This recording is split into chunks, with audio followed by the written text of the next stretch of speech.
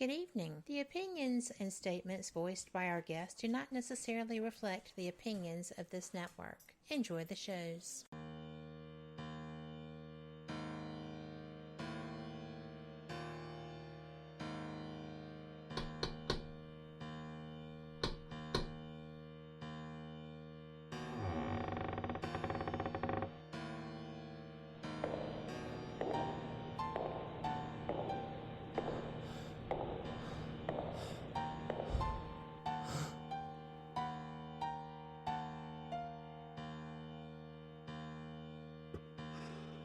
We've been expecting you.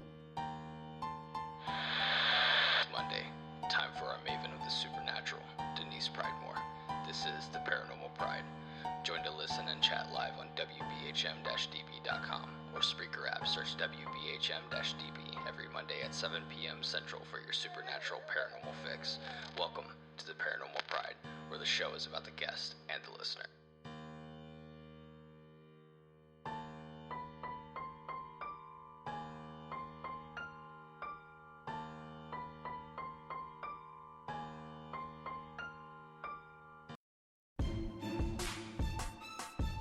You're listening to WBHM Digital Broadcasting, the best in paranormal talk only on Paranormal Experience Radio. Broadcasting live out of Birmingham, Alabama.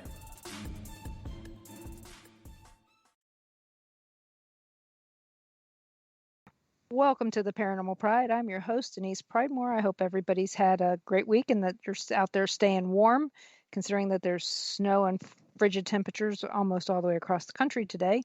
So hopefully you're all good.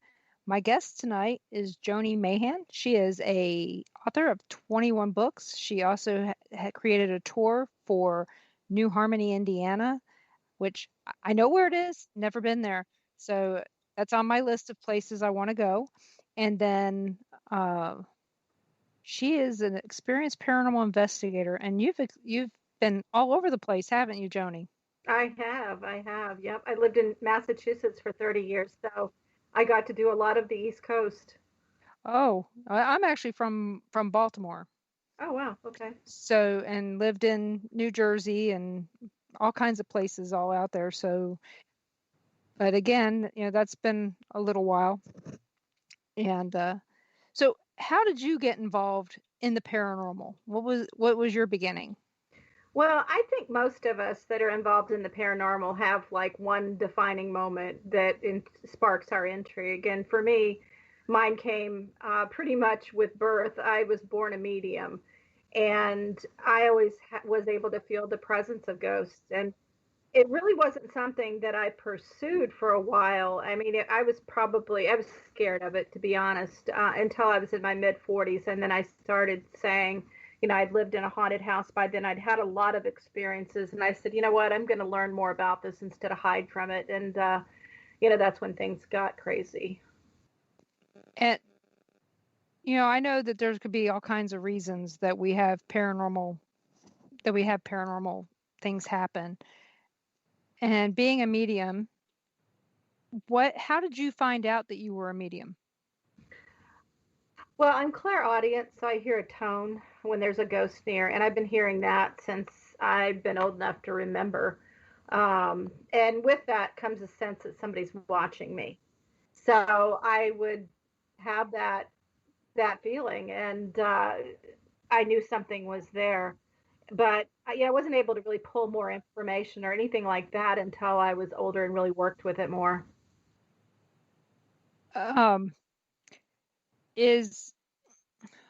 Let's see, when you moved to New Harmony, did you know that it was haunted at the time?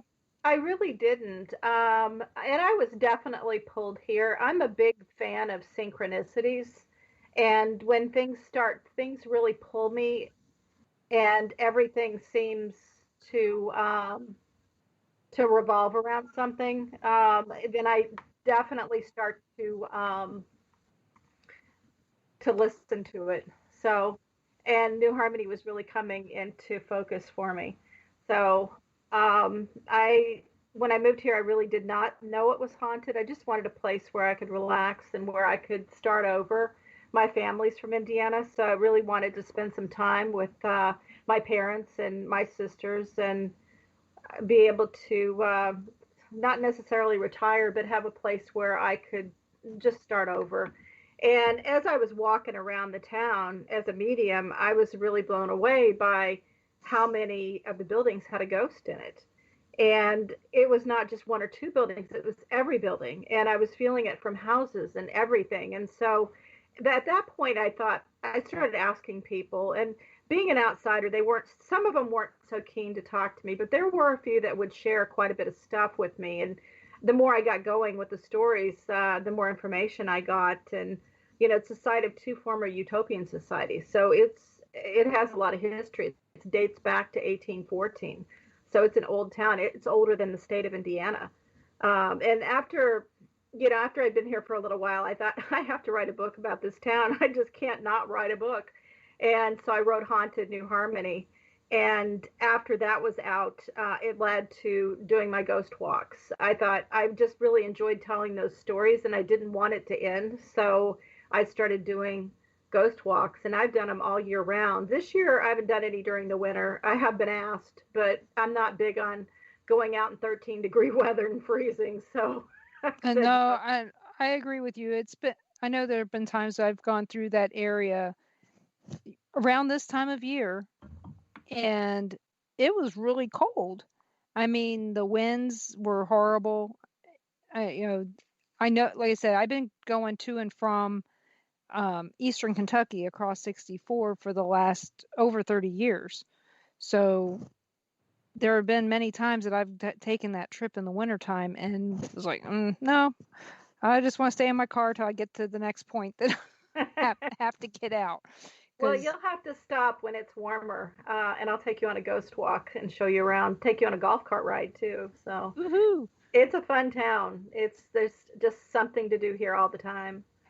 We stopped in. Well, I went to Jasper, Indiana, not on purpose. I thought it was the town right off. I thought it was Ferdinand, and I booked us a hotel, and there happened to be a bad accident on the road going to Jasper, Indiana. And my husband the whole time was cussing me out, and it's like, my mom just died. You're lucky that I can remember where anything is, but yeah. I found Jasper, Indiana, and thought it was a neat little town, but Ferdinand is an interesting town with the monastery there, and it's strange. It has this big not monastery, a lot of nuns. Big Catholic church there, and they've got a lot of nuns there, but on the property is the first Presbyterian church in the county that they take care of. Yeah. And I happened to be there one time when it wasn't 13 degrees, it was 113 degrees. Oh wow. And we went walking around out there because when you take kids on those types of trips, you want them to remember something. So my daughter kept telling me when we parked by this old Presbyterian church, she goes, "Mom, it's haunted." And I said, "Doesn't surprise me." Yeah. And I said, "Well, tell me what you see." And she told me, and I was like, "Okay." And she thought for sure I was going to say something else. But at the time, they didn't know that I could see and hear spirits. I just didn't tell them. There was why, at that time, it just wasn't important to me for them to know, because I didn't want them having dreams. If they saw spirits, then I'd deal with it. But I didn't want to give them any ideas, Right. how kids are. Yeah. And, but yeah, they like that. And another town in Indiana that I really like is Corydon. Mm-hmm. Yeah. They're downtown. Well, we've been to Butt Drugs. How can you not go to Butt Drugs?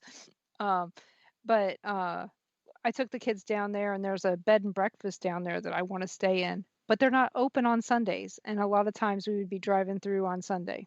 Oh, okay. I mean, out of all things, to not be open on a Sunday. Yeah. They're only open we stopped in. You stopped in where? We stopped in Corydon. We used to do investigations in New Albany at the Culbertson Mansion, Hmm. and we would stop in Corydon because they had a lot of restaurant choices, and so Yeah, that's my extent with Corydon. yeah. My kids actually carved their names into the wall of the Long John Silver's. Oh, So we used to stay in Corydon right there off the exit, but a lot of the hotels aren't very nice anymore. But they had a White Castle. Ron was happy. They had an Arby's. Actually, that used to be the only Arby's that was anywhere near any place I went. oh wow.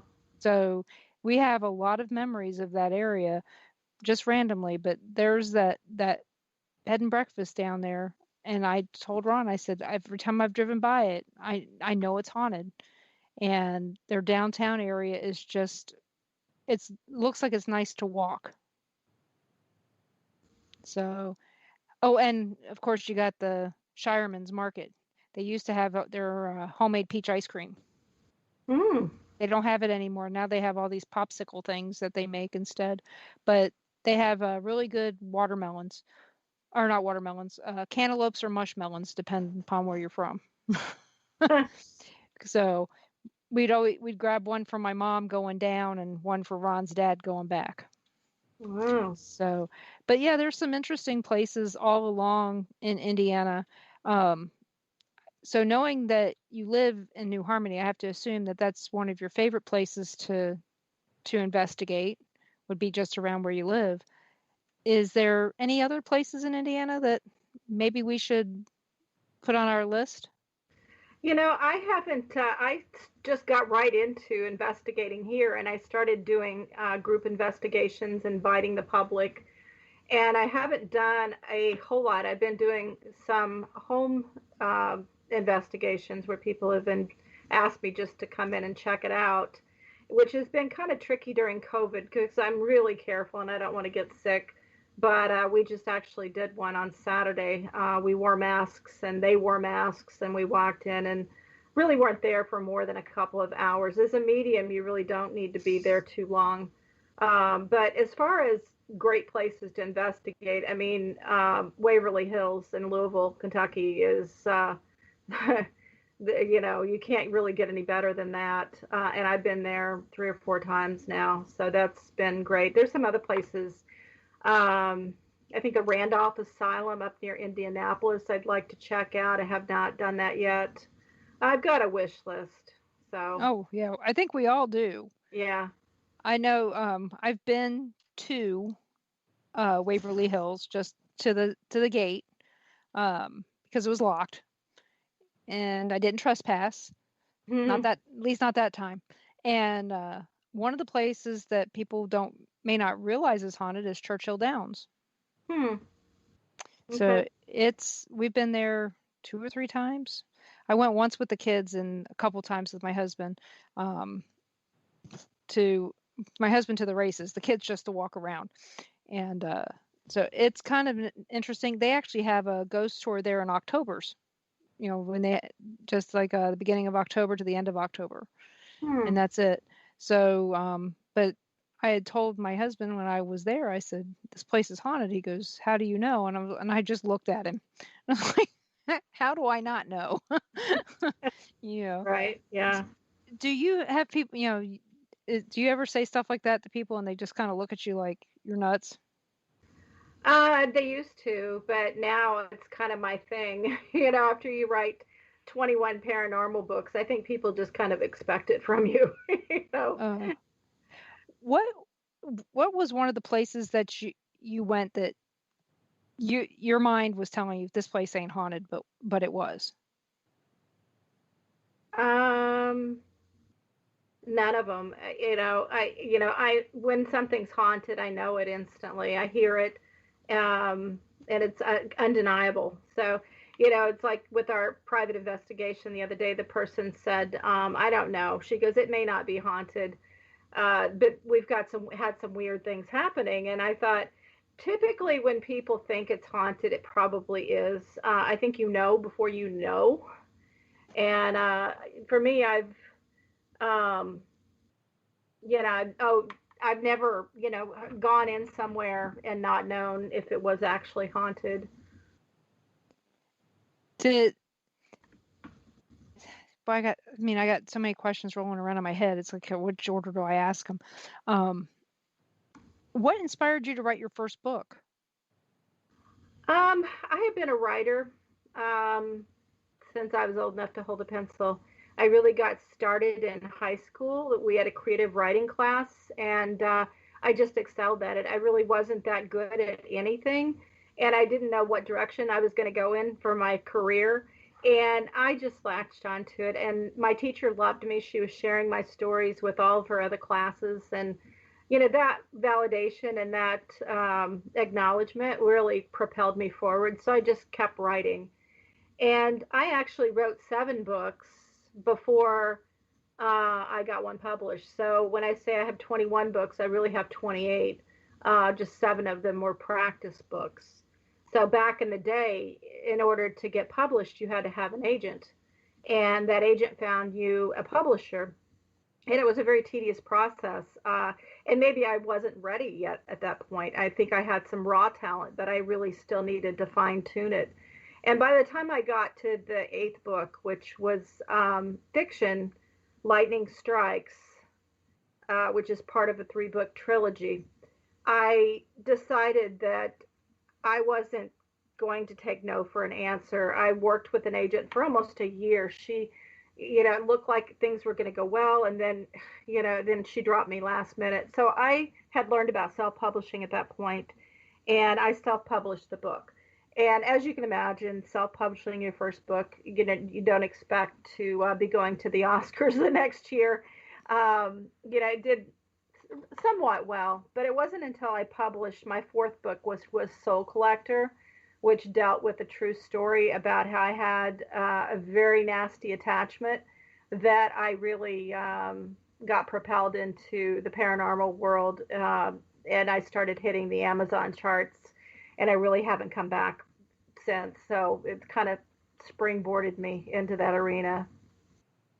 Which book has been your favorite? We all have books. We all know that when people write books, that there's always one that's their favorite. For me, it would be the first one, Lightning Strikes. It's a post-apocalyptic, and it deals with the paranormal. It's just such a compelling story. I love that. I really have always seen that being made into a movie, but it hasn't happened yet. So, and then, Hanover Haunting, which was not my last book, but the book before that, really one of my favorites, definitely. It's a very scary story. I bet. I know that you did a book on Deanna Simpson's house. Yeah, that's Hanover Haunting. Okay.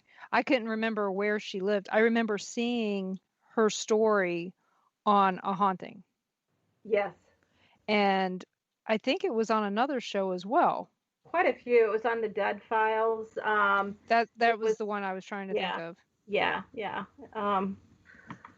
And My Haunted House.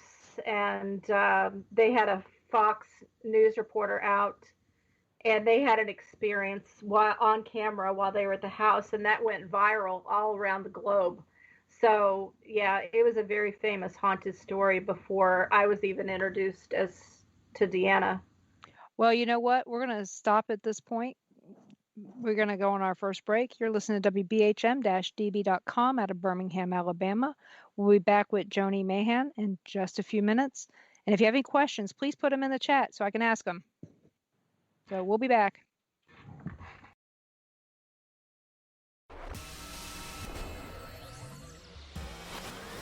You are listening to WBHM Digital Broadcasting, Birmingham, Alabama.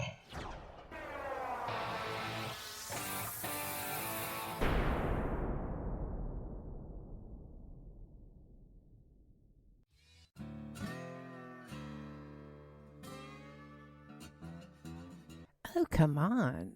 I'm Southern, but... nope. That'll do. Hello, I am Kat Hobson, host of Paranormal Experience here on WBHM Digital Broadcasting out of Birmingham, Alabama. I enjoy having guests from all areas of the paranormal, from ghosts to ufology to cryptids and beyond. You'll find some of the best researchers in their fields bringing you some great information. Join me on Wednesday nights from 8 to 10 p. Eastern here on WBHM Digital Broadcasting.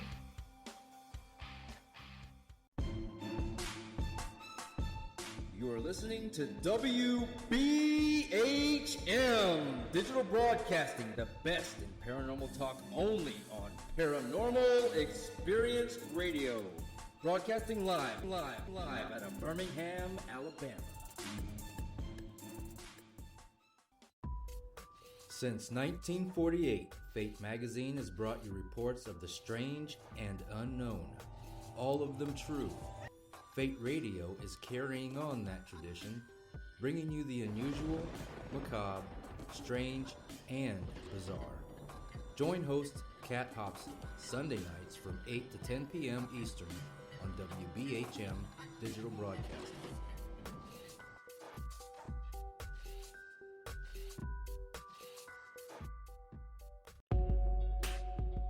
You are listening to WBHM Digital Broadcasting, the best in paranormal talk, only on Paranormal Experience Radio, broadcasting live out of Birmingham, Alabama.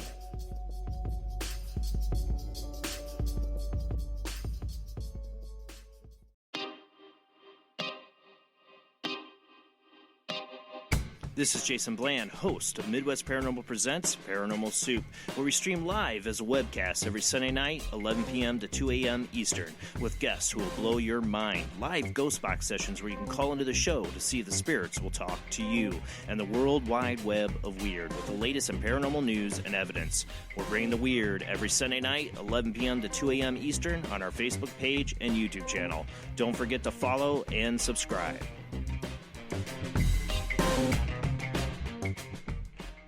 Thank you for listening to WBHM Digital Broadcasting out of Birmingham, Alabama. The time is 23 minutes after the hour. Welcome back to the Paranormal Pride. I'm your host, Denise Pridemore, and my guest tonight is author Joni Mayhan, just so you get it straight there. Joni has a website, if you guys want to go out there and check it out. It's Joni Mayhan, JoniMayhan.com. And that's where you can find out about all of her books as well and her ghost walks. And Joni, do you do mediumship readings for people? I do not. As a medium, I don't bill myself as a psychic medium, so I don't pull information from people. I really just speak with the dead. And as far as being a medium, I pull information. Sometimes it's a mind picture. Sometimes it's a few words. I've had people ask me before, do I have somebody with me? And I will typically pick up the strongest ghost in the room or the one that's trying to get to me. And sometimes I'm very good. And other times I just get, basic information. So I don't want to put myself out there as, somebody who gives readings for other people. That comes with its own baggage. Yeah, I know. And sometimes it gets hard. Reading a spirit is sometimes easier than reading the live person in front of you. Yeah. I don't bill myself. I'm a sensitive / medium, so I'm still developing my abilities. I'm still getting better. Having good validation really helps. If you're picking up on something and it's pretty specific, and then you find out that it corresponds with something that happened there or someone who lived there, then that's always good to know. But a lot of times what we do, there is no validation, and you just kind of go on your gut. Like, I think that's what's going on, but I'm not 100%. I don't think anybody is. Of course, they may build themselves differently. Yeah. I guess I'm just more honest and upfront about it than most people are. Right. Because I know there are times that I don't get something. It doesn't matter. You can sit there and tell me all day long it's there, and it's like, I don't get it. So And I'm going to be very honest if I don't get something from somebody or from a spirit even. Because I mean, there's been times I've been in places that are haunted. I know they're haunted. It's just that spirit doesn't want to talk to me that day. Right. Oh, yeah. And that happens. I've had that happen on quite a few investigations where I brought the paid public in and they are just dead quiet. It's like, I know they're here. On one of those investigations, I was feeling them all around us, but we were getting no communication on the spirit box or anything. So I sat back, and I have a Google Pixel camera, which has night shot on it, and it takes really great nighttime pictures. So I took 2 pictures in a row of the room. And the first picture just shows the investigators just sitting there. And the second picture, you see a ghost floating over their head that looks like she's holding a baby. Another group of 3 women in the corner with their arms crossed.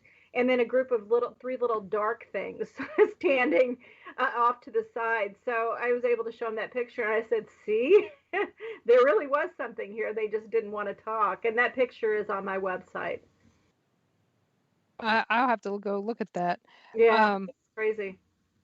Because I know there are times when I'll tell somebody that something's there. They can't see it. It's not photographable. I can't prove it other than if they tell me something that means something to them. Because a lot of times I don't know. There have been times we've gone to haunted locations where I did no back history, but yet I got all these spirits that are there. And when I talk to the people who own the place, they're going, nope, never heard of them. They come back to me 3 or 4 weeks later and go, these are the people that you told us about, that they were here.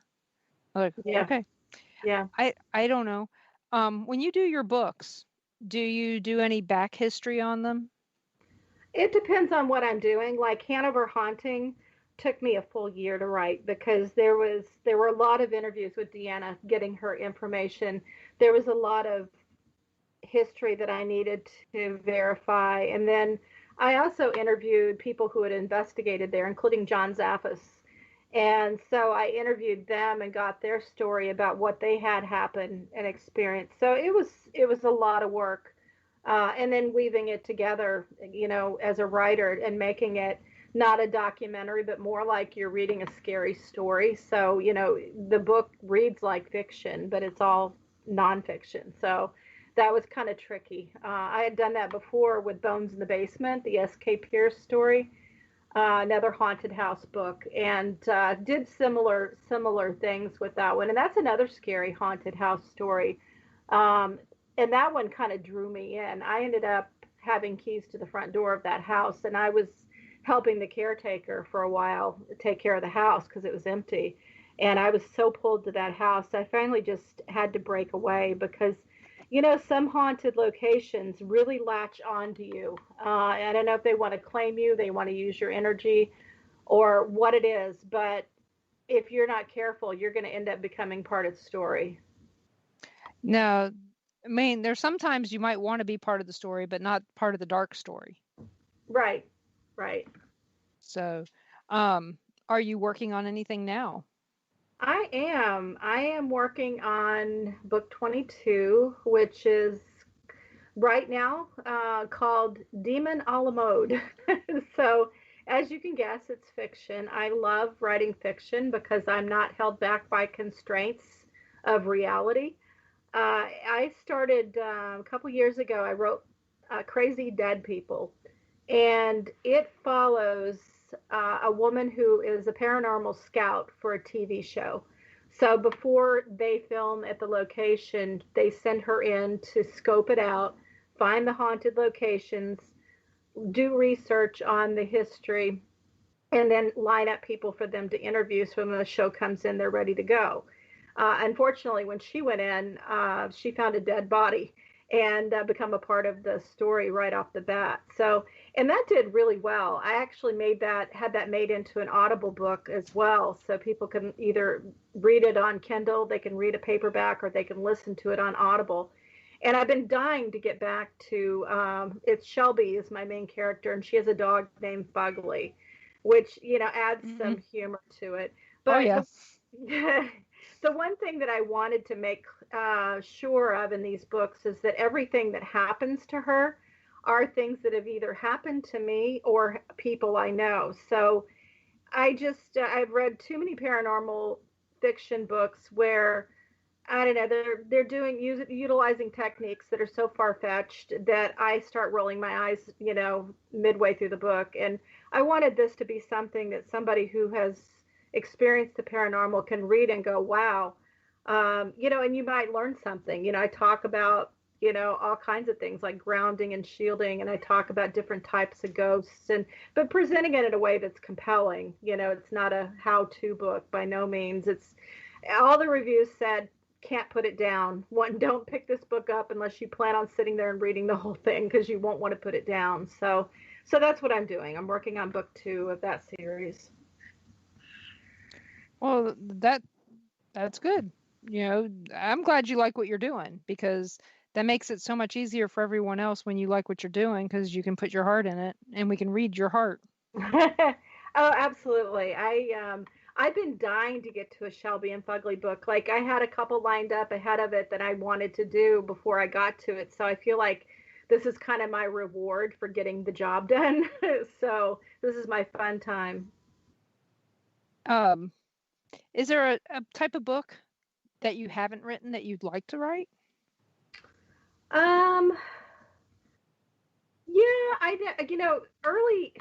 midway through my career, I thought I wanted to spend time in a haunted location, like insanely haunted location, by myself and document my experience. But as time has gone on, I don't know if I still have the nerve to, or maybe the common sense to do it by myself, maybe with one person, just in case something bad happened, somebody could call for help.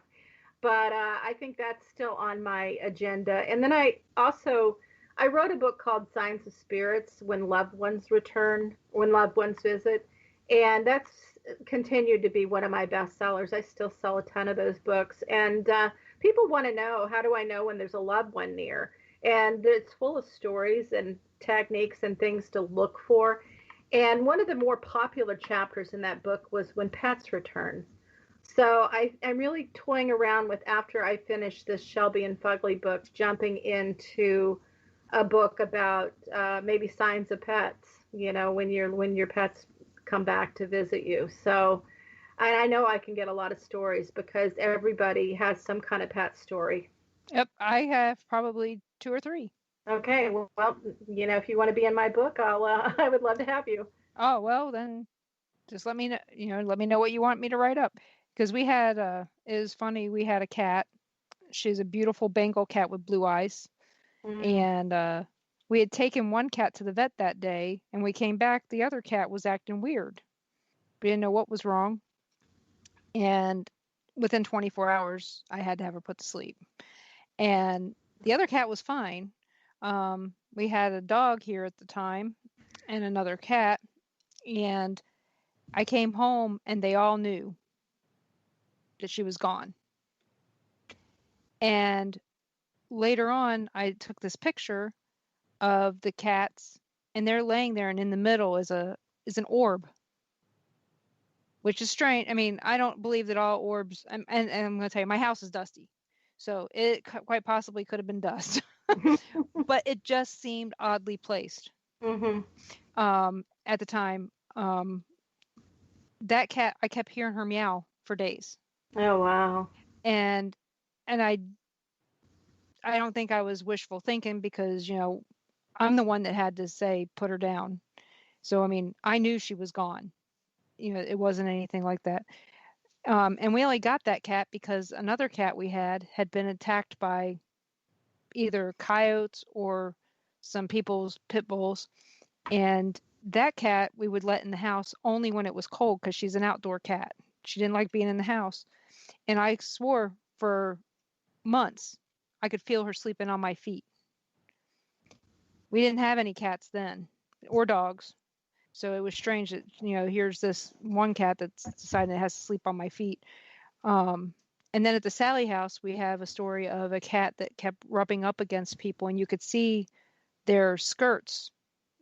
If they were wearing a skirt, you could see the skirt move from where their tail would, rub up against them.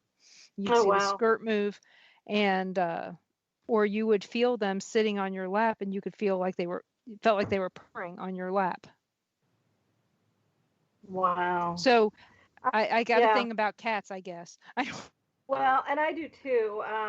Anybody that follows me on Facebook, if they go to my page expecting to see paranormal stuff, usually all they see are cats and critters, because I also feed wildlife on my back porch, and I put together a video called Critter Cafe. So it's like, where's the paranormal stuff? This woman's just a crazy cat lady. But I had really one primary experience with a cat that came back. And it was devastating to me. I had a cat that became diabetic, and I worked very hard to keep him regulated, which is really hard with felines. And one day he just went into seizures, and I took him in, and literally from an hour when he started his first seizure, he was put to sleep because they couldn't stop the seizures, and they said he already had brain damage and he was suffering. So it was devastating because I'd had that cat for 9 years, and he was just close to me. You feel a connection with some animals more than others, and it's almost like he was my, soulmate in some ways. But I came home and life went on. I still had 3 other cats that I had to care for. And when it was feeding time, it was a big deal. They would run ahead of me and run down the stairs to the kitchen because they knew I was going to feed them.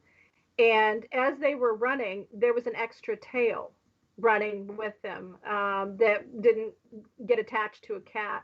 And I probably got about a 3-4 second look at it before it was gone. But I knew that he was there because feeding time was important to him too. So it was nice to know. That is I can see the cats running in front of you, probably crisscrossing, trying to trip you.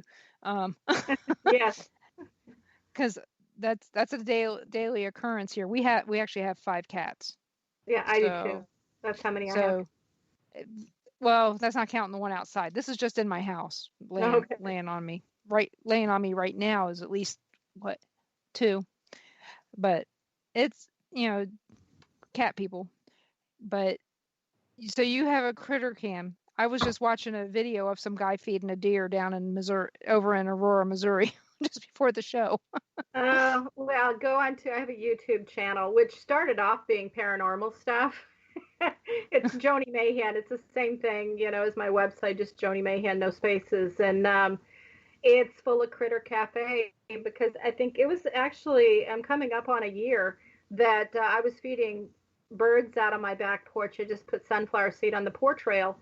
And one night I was sitting at my computer and I happened to look up and I saw movement out there, and I turned the light on and there was a big fat raccoon up there eating the bird seed.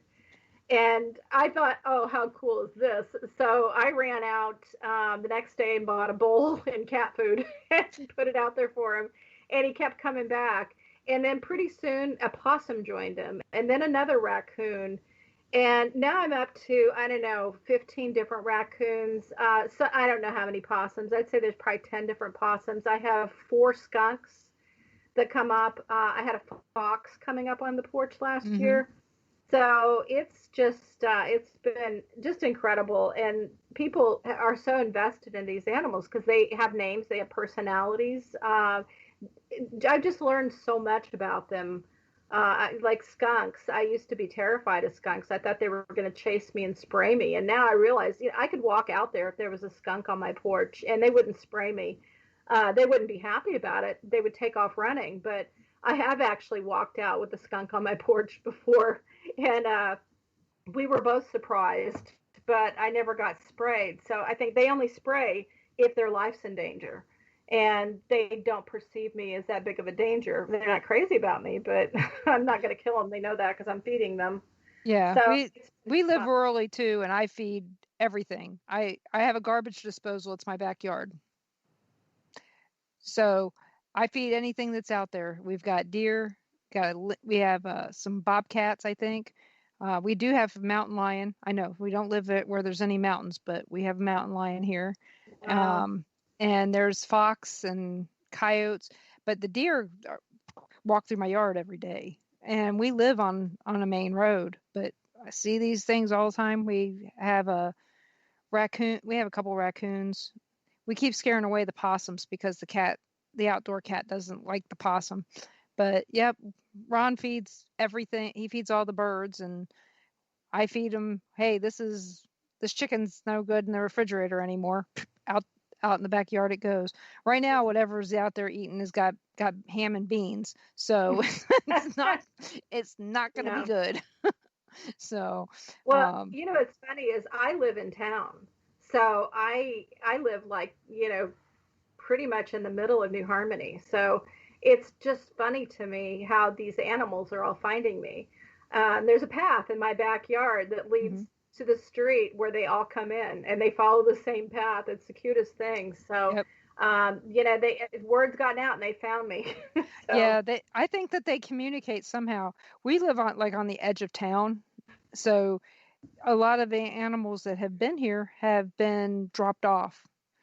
So less now that they moved the edge of town, thank goodness. But we have a game trail through our yard, so we know. I just hope the cows don't get out. That's all I hope for, because I don't want to have to clean up that mess. So, well, you know what? We're coming up on our next break, and I do have some questions in chat that I will get to as soon as we're done with the break. But is there anything you want to talk about during the next part of the show? We could talk about my new book that I have out right now, my newest one, Ghosts Are Near. Well, then we will talk about that when we come back from the break, since we're 15 seconds to that break. So, do you hear that, guys? That's what we're going to talk about next. So you're listening to WBHM-DB.com out of Birmingham, Alabama. We will be back with Joni Mayhan in just a few minutes. So you guys come on back.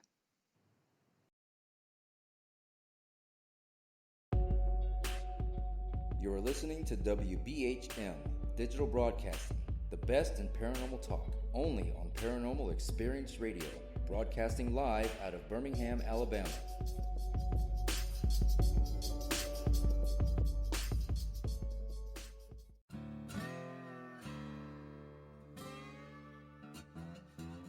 Oh, come on. I'm Southern, but... nope. That'll do. Hello.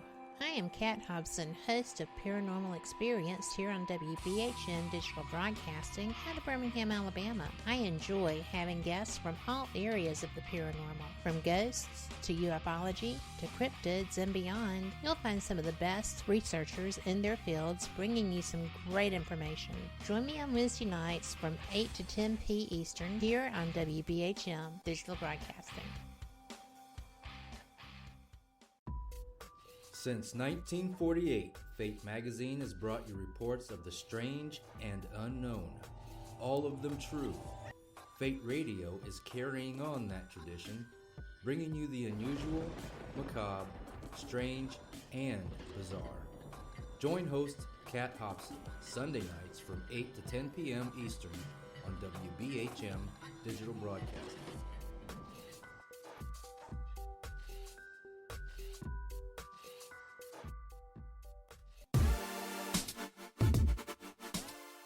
Listening to WBHM Digital Broadcasting, the best in paranormal talk, only on Paranormal Experienced Radio, broadcasting live out of Birmingham, Alabama.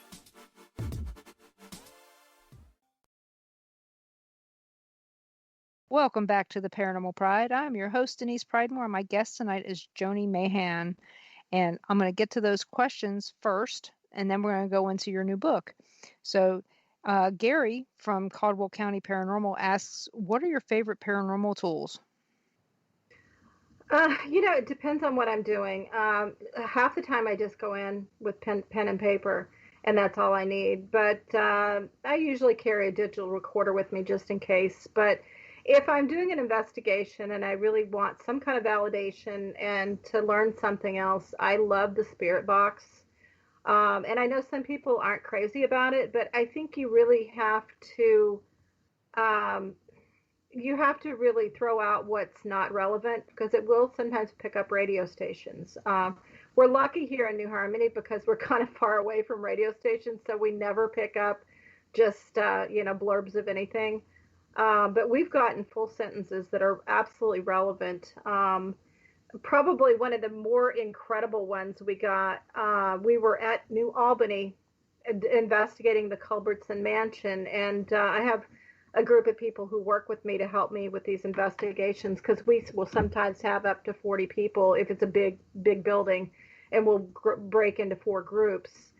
And one of the groups I asked actually, said, "Where are you from?" And they said, "New Harmony." And so basically, we brought our own ghost to the ghost hunt.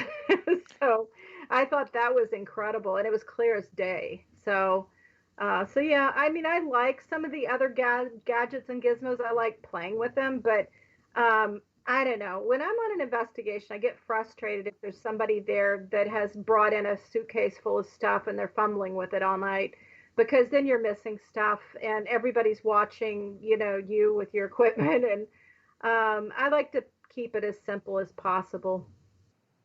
Why not? So, have you ever used dowsing rods? Oh, I love dowsing rods. Yes. I really feel like when the electronic gadgets and gizmos aren't working, and they don't sometimes because the ghosts there don't want to deal with it, or maybe they're fearful of it, or maybe they just don't know how to use it. Dowsing rods are very accurate. And I think sometimes it picks up on, I think sometimes it's what we already know. Like as mediums, we're pulling information and we know the answer, and the dowsing rods helps us confirm that. So not saying it's always the ghost pulling the dowsing rod. Sometimes I think it's us making those tiny movements to manipulate the rods. So I don't know. I think it goes both ways. I think they can and we can. Have you ever used dowsing rods to find anything?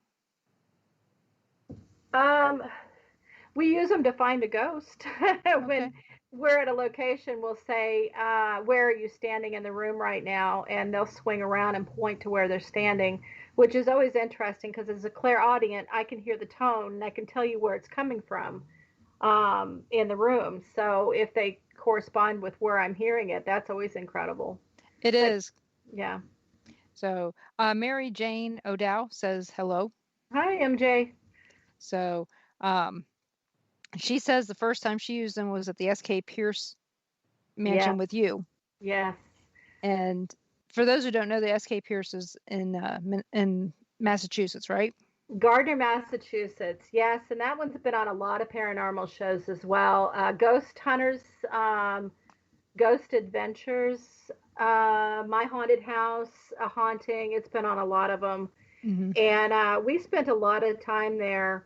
Really, that was our training grounds. We would go in frequently, and Mary Jane, MJ, I call her, would come with me sometimes. And I remember she kind of gave me the first warning that I should be watching myself there, that the ghosts there had set their sights on me. She had a dream that I was there and I was working and fixing up something in one of the rooms, like redoing the wallpaper or something like that. And she came in and she said, "Where's Joni?" And one of the ghosts told her, "We're keeping her. She's staying here."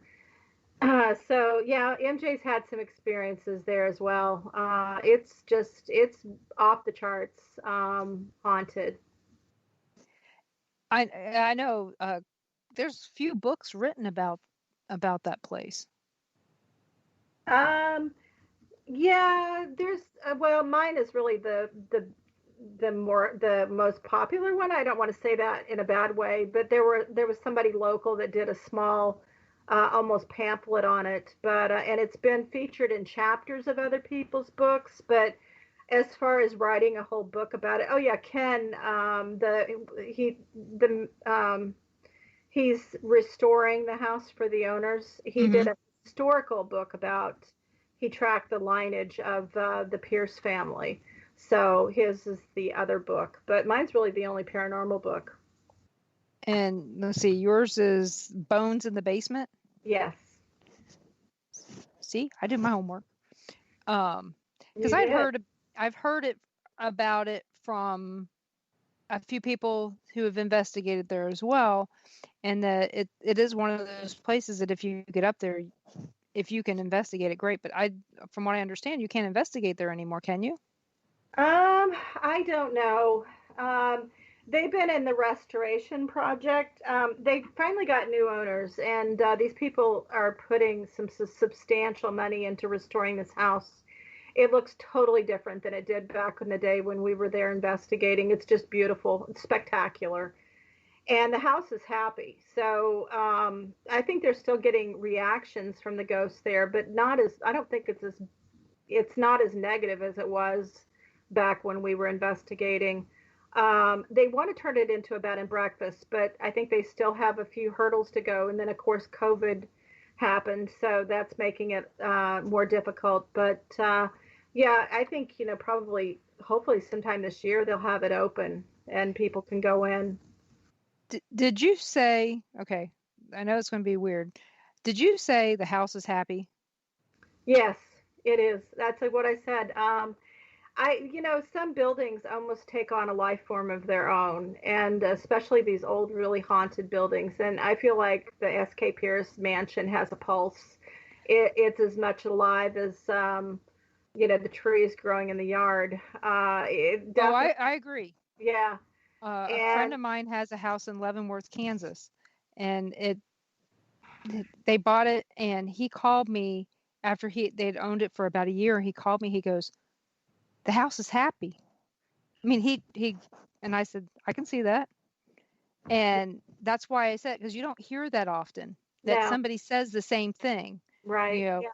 I think a lot of houses have their own pulse, especially the older ones and the ones that have really seen stuff. And that one, just crazy. There was never a time that we would go in there and try to get an EVP, not even spirit box, EVP. They would talk and we'd get full sentences. There was always somebody willing to communicate with us. It was, people had experiences, and I saw an apparition there. People on my ghost walks, people are always saying, "How many ghosts have you seen?" Or, "Are we going to see a ghost tonight?" That's the big one. Yeah. And it's really not common to see a ghost. I said, despite what you see on TV, it's really rare. If you see a ghost, that's the holy grail. And I've only seen 5 ghosts in my entire life as a medium. And one of them I saw at the Victorian Mansion, and it wasn't even a full ghost. It was a hand. We were sitting at the kitchen table, which we often did. We'd come in. You come in at 6 o'clock at night, and we'd all sit around the kitchen table and we'd start talking. And before you knew it, was 2 a.m. It was like time stood still at that table, or time escalated, one of the two. But as we were sitting there, I happened to look up at the guy across from me. He was talking about something, and right behind him on the door frame of the kitchen door, an old man's hand materialized holding on to the door frame, and it had the old man's knuckles, and I saw all the way up to the wrist. And then before I could even gasp, it disappeared. That's amazing. I don't know. I think you made me a little speechless there when you said the house was happy, and because that is so rare to hear. Yeah. And Sherry in chat asks, "Have you ever been to Salem?" Oh yeah, I've been to Salem a lot. In fact, if you know Sam Baltrusis, he's written a lot of books about Salem. I'm going to actually start being his co-host for his show Paranormal Rewind, and he's like the authority on Salem. So Yeah, I've been to Salem a number of times. As far as investigating, we've investigated like an old church. I've walked around the cemeteries. I've been in all the buildings. It's definitely a very haunted location. It's gotten very commercialized though, which is, what happens when places become popular. And I would recommend anybody going to Salem, don't go at Halloween because you'll be, Yeah. it is so crowded that you can't see more than a foot ahead of you because there's people elbow to elbow there. So, but go in some other time and really take in the sights. And it is an amazing town. Yeah, I hear people all the time going, "Yeah, I'm going to go to Salem in October," and I'm like, "Why is it only haunted in October?" Oh, You it's know? awful. It's awful in October. It's just, I don't know. I don't like crowds anyways. I'm an empath and we don't like people, like lots of people. And it's just, you just can't, you can't see anything because all you see are the people walking around you. So yeah, I don't recommend it. Yeah, it's the same. Don't go to Gettysburg the 1st through the 3rd of July. Yeah, definitely. It's not a good time to go. It's really Yeah. a good time to go Monday through Wednesday. There's nobody there. Yeah, I've been to Gettysburg, I think 5 times. So I love Gettysburg. Well, I have stories about that, but that's because I used to live in Maryland. Okay. So, school field trips and stuff back in the day, and we just went. I took my husband back in 2017 was the last time I went. So, and that's how I found out, hey, Mondays are, actually Mondays are a horrible day if you want to see anything open. But other Yeah. than that, if you want to go out on the battlefield, it's perfect time. Nobody's there. So, Deanna Simpson lives in Hanover, Pennsylvania, which is 14 miles away from Gettysburg. So every time I go to visit Deanna, which I did in July of last year, we went and walked around a little bit, and it's just such an incredible location. Sometimes I forget about the paranormal because I'm so caught up in the history and the visual presentation of how things look the same as they did back then. So yeah, I love Gettysburg. but yeah, it's predominantly the same. I know it's changed since the 70s because I Yeah. was there in 1977, and yeah, a lot of the things stayed the same, but so many things changed. From the memory of a 12-year-old to the memory to what I was seeing when we were there. You know, that's what I saw. Have you ever been to Antietam? Yes, I have. Not very long though. My friend Sandy McLeod and I went there and drove around a little bit, and we walked around, and it had similar feelings as Gettysburg, just not to me as strong, but you definitely felt like you were on sacred ground, like you were standing in a church or standing in a graveyard. You just did not. You just wanted to be respectful. That was the sadness and the horrific, experiences these people had before they died was what we felt. Yeah, my cousin owns a house.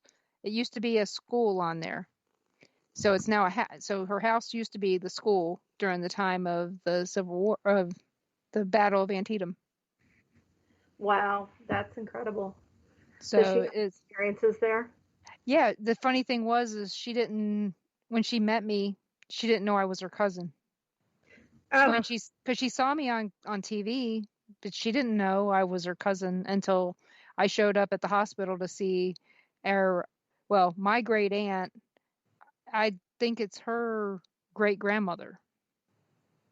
So it was one of those weird things where you're my family. Oh my goodness, I had no clue. I've So had that happen since I moved back. I've collected cousins in New Harmony.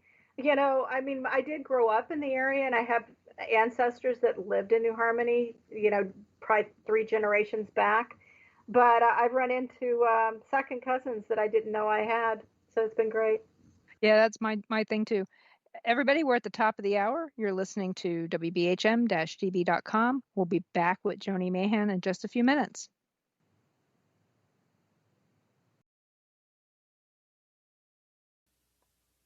Live from NPR News, I'm Jack Speer. The Senate has confirmed Dennis McDonough to lead the Department of Veterans Affairs. NPR's Quill Lawrence reports he is the only second non-veteran to hold the post. McDonough is a political veteran, not a military one. He was President Barack Obama's chief of staff, among many other posts. President Joe Biden's choice of a Washington insider may be a nod toward recent VA secretaries who have failed to navigate the politically charged and bureaucratically staggering job. There have been 9 acting or confirmed secretaries in the past 6 years. VA is the second largest department after the Pentagon. It provides health care for about 9 million veterans, as well as disability and educational benefits. Dennis McDonough says his direct access to President Biden and his experience working with Congress will help with issues like the VA's increased use of private health care and the department's handling of the pandemic. Quill Lawrence, NPR News. Some scientists have been arguing to delay the second dose of the coronavirus vaccine so more people can get their first dose. NPR's Richard Harris reports that officials continue to push back against the idea, though. The United Kingdom has been delaying time between doses to accelerate rollout of its vaccine. But that's a different vaccine, and there's no data showing that strategy would work with the vaccines in use here. At a White House briefing, Anthony Fauci, the nation's top infectious disease doctor, said even studying the question doesn't make sense. That study, with all due respect, would take several months to get a meaningful answer. At that time, the amount of vaccine that would be available would almost be making that question somewhat of a moot point. Fauci has consistently said that his strategy is to get people fully protected as quickly as possible, rather than giving more people partial immunity with a single dose. Richard Harris, NPR News. An order by Tampa's mayor mandating masks at post-Super Bowl gatherings and parties in the Florida city this past weekend apparently went largely unheeded, amid reports of throngs of maskless fans pouring into the streets and packing sports bars around the city following yesterday's Super Bowl. Mayor Jane Castor, however, said orders only go so far. There just has to be that level of personal responsibility. You can supply everyone with a mask, advise them of the science behind it, and expect that they are going to abide by the mask order. Inside the stadium, the NFL had capped Sunday night's crowd at less than a third of capacity, but outside, social distancing appears to have been largely abandoned. The hometown Tampa Bay Buccaneers beat Kansas City Chiefs by a score of 31-9. Head of a company called Fraud Guarantee, which was supposed to prevent fraud, has been sentenced to just over a year in prison. The head of the aptly named company, Florida businessman David Correa, pleaded guilty in October to making false statements to the Federal Election Commission and conspiring to commit wire fraud. Prosecutors contend former President Trump's personal lawyer Rudy Giuliani was also involved as a consultant. This is NPR. Kirk Siegler is reporting the city of Boise has agreed to abandon its decade-long legal battle over ticketing the homeless for camping in public. More than a year ago, the U.S. Supreme Court declined to hear the city's appeal in a case challenging whether Boise police could ticket homeless people for camping when there aren't adequate shelter beds available. Now, apparently acknowledging it likely wouldn't prevail in lower courts, Boise is settling the lawsuit and putting more than $1 million toward housing and support services. Eric Tars is legal director at the National Homelessness Law Center. So the city is going to decrease the number of encampments in Boise permanently by housing people rather than by arresting them for simply trying to survive, which only prolongs their homelessness. Tars says the settlement shows that Western cities can no longer put police on the front lines of the crisis. Kirk Siegler, NPR News, Boise. Defenders of rioters at a St. Louis jail say inmates who broke out of their cells and set fires did so to draw attention to what they say are inhumane conditions at the facility, including a lack of protective equipment to slow the spread of the coronavirus. According to the St. Louis Dispatch, a leader of the group Ex-Incarcerated People Organizing St. Louis said during a virtual rally Sunday the uprising was due to inmates' basic needs not being met. Prison guard was hurt in the uprising and is hospitalized but is expected to recover.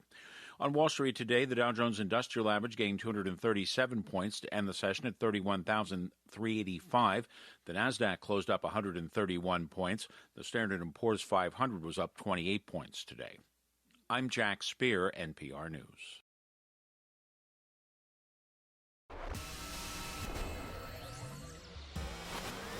You are listening to WBHM Digital Broadcasting, Birmingham, Alabama.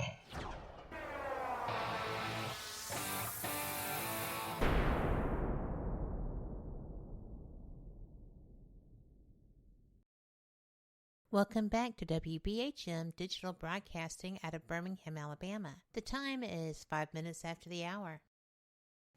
Welcome back to the Paranormal Pride. I'm your host, Denise Pridemore, and my guest tonight is Joni Mayhan, and she is the author of 21 books, and she's got her latest one that just came out. You wanted to talk about that one. What was that one called again?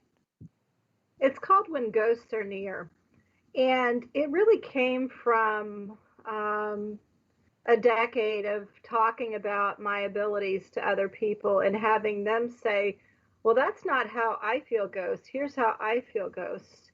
And it really was so crazy to me how so many of us feel them in different ways. Like, I hear them, that's my clue, my key to get in. And once I tune into that tone, then I'll start getting more information. I'll get mind pictures and maybe actual words or images or thoughts pertaining to the ghost. But other people feel it physically. They might feel cold chills. They might feel touches, or they might feel like things like their scalp crawl, or they might smell things, or sometimes they just have a knowing. How do you feel ghosts?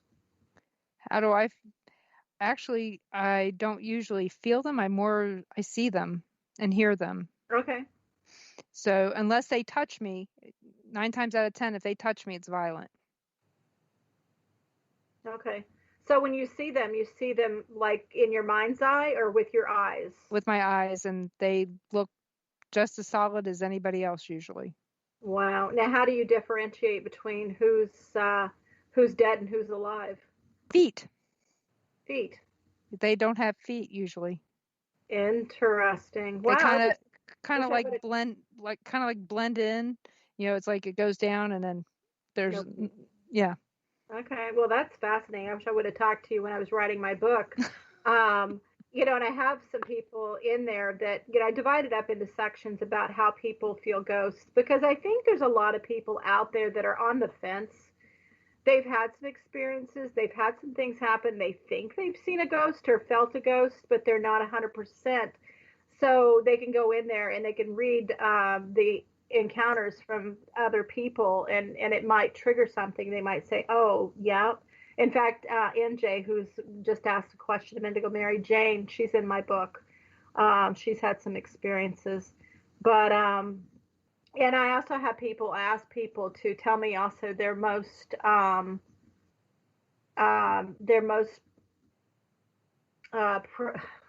lost my word that I was looking for, their most profound experience. So there's some scary stories in there.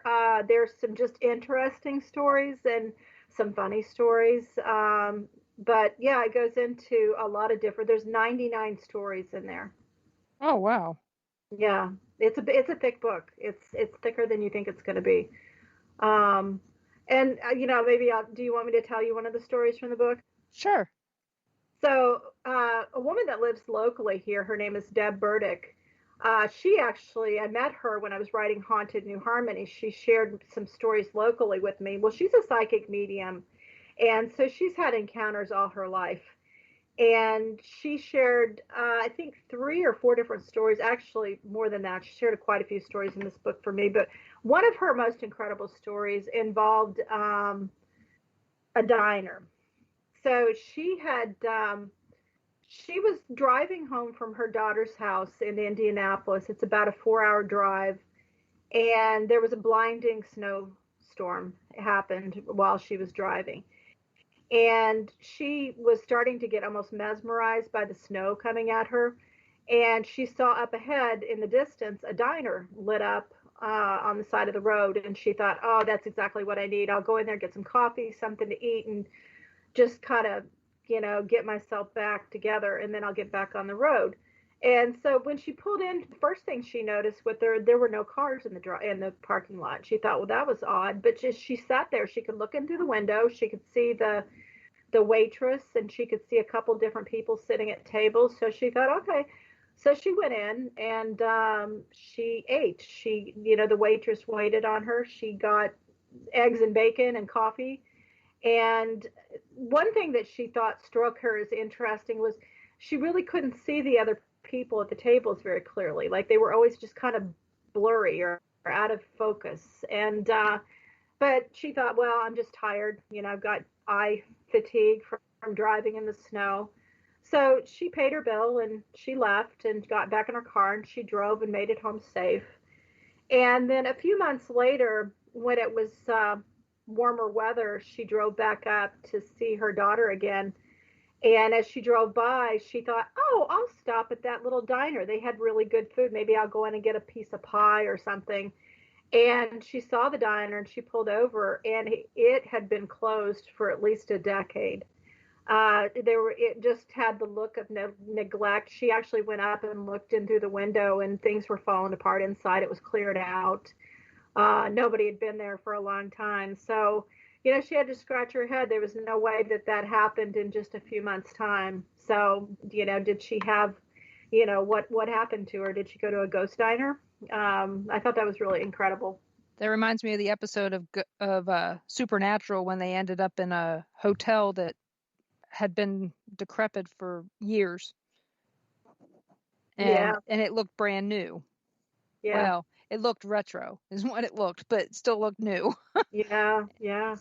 So. Well, I mean, those things really do happen, and it's never happened to me, but it's just some of the stories are things that I have, never encountered. Like one way people feel ghosts is through empathy, and Mary Jane is an empath, and she feels emotion. The first time I brought her to the Victorian with me, we were just standing there talking, and all of a sudden she just burst into tears, and she was really embarrassed. Like, I walked outside with her, and as soon as she got outside, she was calm, and she goes, I don't know what came over me. I don't know why I cried. And I said, I know. It's because one of the sad ghosts here just came up and gave you a dose of their energy. And so once she was able to figure that out, she was able to ground herself and then shield and go back in and resume, the rest of the day. But, so many people have so many experiences. It's just crazy. That's true. Kat asks, what is the most unusual method of sensing ghosts that you heard?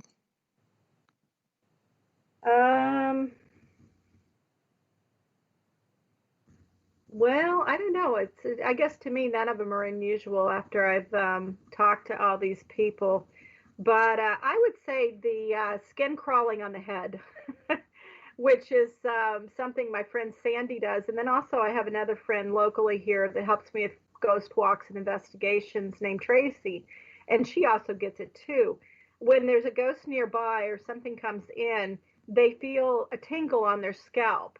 And it's almost, I've had my scalp crawl once, so I know what it feels like. It's like your scalp literally starts moving. It's weird. It's like a tingle, but it's like a movement. And they, both of them separately, without knowing each other, learn to work with it and can identify the sex of the ghost by which side of the head is happening. And then Tracy also can tell if they're younger by if it's a light touch, it's almost like a tickle, then they're younger than that. And both of them have learned to, when they get that sensation, they might get the initial male, female, young, old, but then they tune into it, and then they start, both of them get mind pictures now. So it's like a gateway, which a lot of people I talk to have a gateway. They might smell something like baking bread or cigarette smoke, and when they tune into it, then they start pulling pictures and information. Oh, that, I'm kind of the same way as you. I know that what I see and sense is different than how other people may see or sense it. And I don't know if that's because that's how I see or if that's how the spirit wants me to see. Yeah, with I've noticed this with Sandy and I. Sandy and I were coming into our abilities at the same time and really working on them together. So we used each other's validation, which was wonderful. And I recommend anybody who is trying to expand what they have and have it grow stronger is to work with another sensitive or another medium. Because we would go into a location and we would have pen and paper and we would sit there and we wouldn't talk about what we were feeling. sometimes we would split up and we'd go into rooms and we'd write down what we were feeling. And then we'd come out and compare notes. And it was just always remarkable how we were almost always right on target with each other. But one of us might pick up a little bit more information than the other. Like I might say she's tall and thin, and Sandy'd say, yeah, and she's wearing a black dress and high heels and lipstick. And, and we would kind of, feed off of each other, but not knowingly. Sandy would always see them older than I saw them. Like we described the same woman with dark hair and the snide personality, but in my eyes, she was in her 30s, and in Sandy's eyes, she was in her 50s. And I've noticed, I've been working with Tracy Hain, my friend, and she sees them younger. Well, Tracy's about 20 years younger than I am. So I think they show you what they want you to see, how they think you'll be the most receptive. So you might see them at different ages from each other, but you'll still be talking about the same ghost. Is there a possibility? Well, I have my answer, that all the spirits in a location may not show themselves to every medium. So one medium could have a really good connection with this one spirit and never even know that the others are there. Yes, absolutely. And what drives me crazy is if I go into a location with other mediums and I will feel something that they aren't feeling, and they will say, no, there's no little boy here. I'm not feeling it, so there's no little boy here. And it's like, sometimes they're going to go to the person they feel the most comfortable with. And for the others, they are just basically cloaked. And I do know that they cloak themselves because I've gotten EVPs.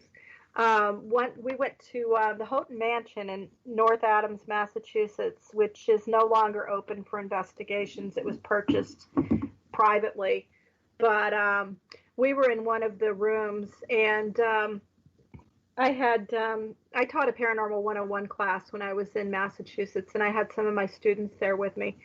And some of them were really good. Like they came as budding mediums, and just by working with the group, we're full-blown psychic mediums in no time flat, just having that validation.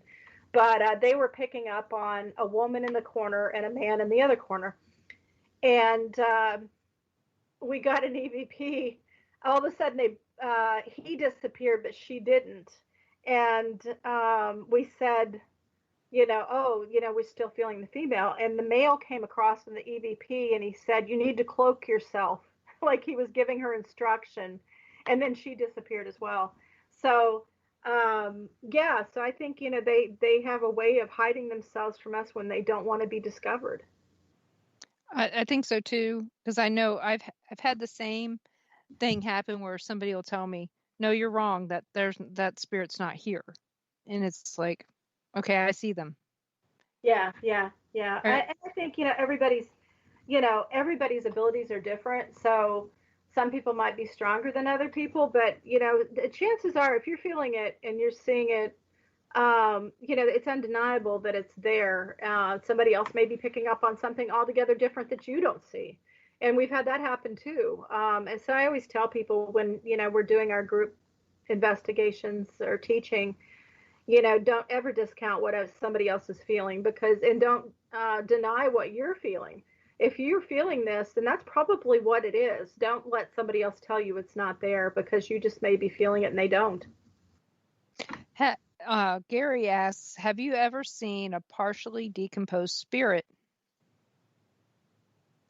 I have not, thankfully. But Deanna Simpson, when I interviewed her for Hanover Haunting, she was seeing, I think she still sees her. There was a woman that was murdered, and she was brutally murdered. Her head was bashed in with a rock, and she was left, to die in the road by herself.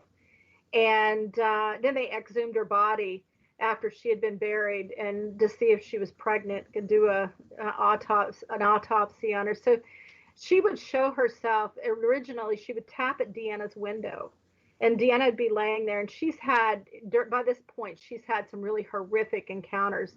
And so she was terrified, but the tapping wouldn't stop. So she went and opened the blinds, and there's this woman standing outside her window, just completely decomposed and muddy face and eyeballs hanging down on the cheek, and just startling, and to the point where Deanna kind of shrieked and dropped the curtain. And then she'd come back the next, a little bit later, and maybe, as time went on, she started showing herself not as decomposed. It was almost like we were healing her by solving the haunting. By the time we finished writing the book, the haunting, Deanna, we'd cleansed the house, and everybody but Christiana was gone. She's still Deanna's protector. So she actually followed Deanna to her new house. And Deanna still sees her sometimes out her window, but she's not in as bad shape as she was before. You know what? We got to go on our break. So you're listening to WBHM-DB.com. We'll be back with Joni in just a few minutes.